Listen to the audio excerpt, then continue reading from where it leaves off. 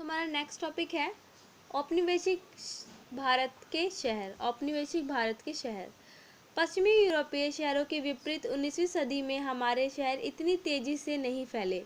औपनिवेशिक शासन के दौरान भारत में शहरीकरण की रफ्तार धीमी ही रही।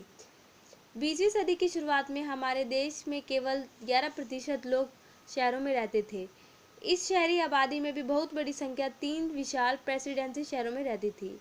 ये बहुउपयोगी किस्म के शहर थे। इसमें बड़े बड़े बंदरगाह थे, वेलफेयर्स थे, घर व दफ्तर थे, सेना की छावनियाँ थीं, शैक्षणिक संस्थान, संग्रहालय व पुस्तकालय थे। बम्बई भारत का एक प्रमुख शहर था। 19वीं सदी के आखिरी सालों में बम्बई तेजी से फैलने लगा था। 1872 में उसकी आबादी 6,44,405 थी, जो कि 1941 में 15 लाख तक पहुंच चुकी थी। आइए देखें बम्बई का विकास कैसे हुआ। यहाँ पे हम पढ़ रहे हैं औपनिवेशिक जो टाइम था, उस टाइम भारत के शहर किस तरीके से था। तो हमने देखा कि जो पश्चिम यूरोपीय जो देश हैं, वहाँ पे शहर में जो शहरीकरण था वो काफ़ी फैल रहा था, बट हमारे भारत में शहरीकरण इतना नहीं था। औपनिवेशिक शासन के दौरान शहरीकरण की जो रफ्तार थी वो काफ़ी धीमी थी। 20वीं सदी में जो लोग थे 11% ही लोग थे जो कि शहरों में रहते थे।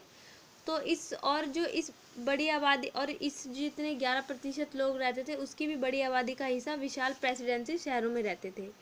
तो ये बहुउपयोगी किस्म के शहर थे।